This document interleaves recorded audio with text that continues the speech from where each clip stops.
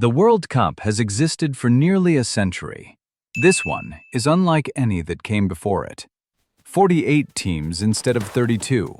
3 host countries simultaneously for the first time in history. A format so different that 2 defeats in the group stage might still not be enough to send you home. New rules that will produce red cards nobody saw coming.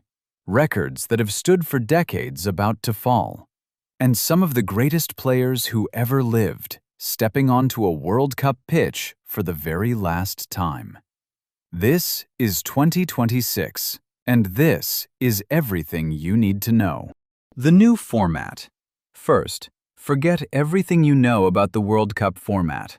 This one is different. 48 teams split into 12 groups of 4. The top 2 from every group advance, plus the 8 best third-placed teams. That means 32 teams reach the knockout rounds.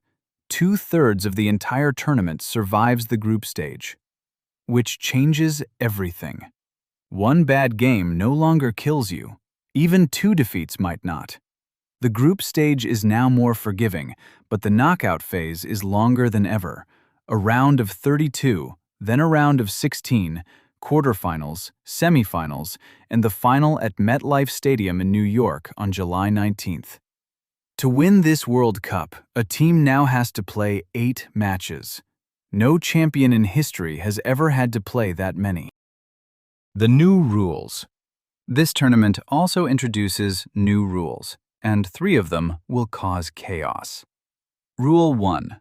A player who deliberately covers his mouth while confronting a referee or opponent can be shown a straight red card.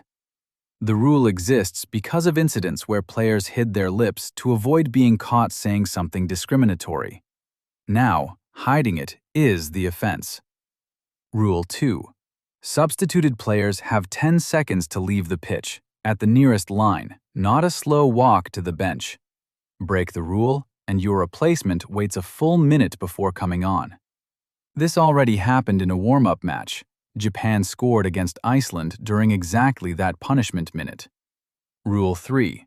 Goalkeepers and outfield players now face a 5-second countdown on goal kicks and throw-ins. The referee counts down visibly. Time runs out, the other team gets the ball. There are 9 new rules in total. I've covered all of them in a separate video. The favorites. Now, who actually wins this thing? Spain arrive as the #1 ranked team in the world and reigning European champions. Lamine Yamal was 12 years old at the last World Cup. Now he might decide this one at 18. France reached the final in 2022 and lost it on penalties. Mbappé is now the captain. The squad is deeper than ever, and this is manager Didier Deschamps' final tournament. They have one of the hardest groups, with Norway and Senegal, but nobody doubts they belong on this list.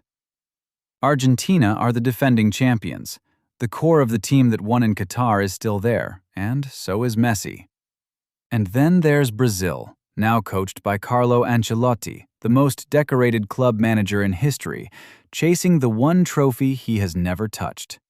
Brazil haven't won a World Cup since 2002, 24 years of waiting. England, under new manager Thomas Tuchel, bring the most expensive squad at the tournament, worth over 1.3 billion euros.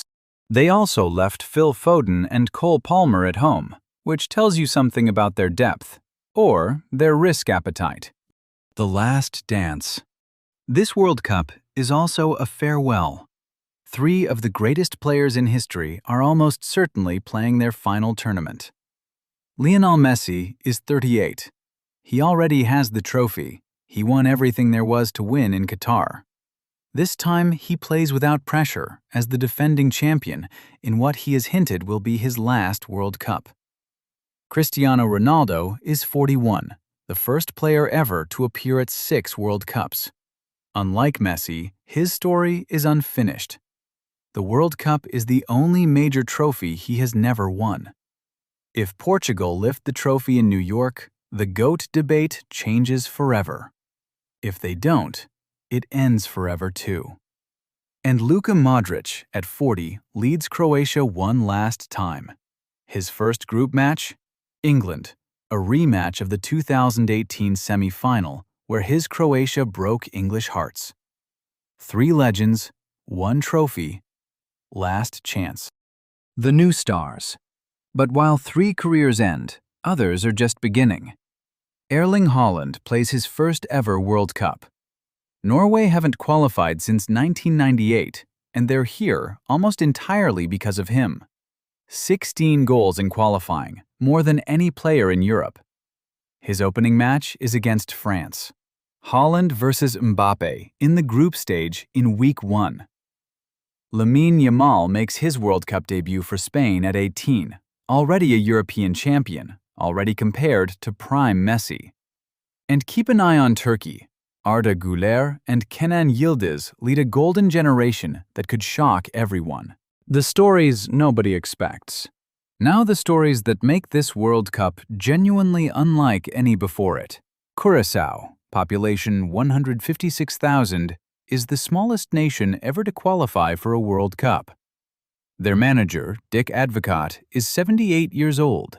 When Curaçao faced Germany on June 14th, he becomes the oldest manager in World Cup history. One day before that game was even confirmed, he had resigned. The federation brought him back 24 hours later. Haiti qualified for the first time in 52 years. Iraq for the first time in 40. Cape Verde, Jordan, and Uzbekistan are all here for the first time ever, and Uzbekistan are coached by Fabio Cannavaro, the man who lifted the trophy as Italy's captain in 2006. And one more. Scotland are back for the first time since 1998, and they've never, in their entire history, made it past the group stage. With the new format, this might finally be the year. The matches you cannot miss. If you only watch 5 group stage matches, make it these. June 11th, Mexico versus South Africa at the legendary Estadio Azteca.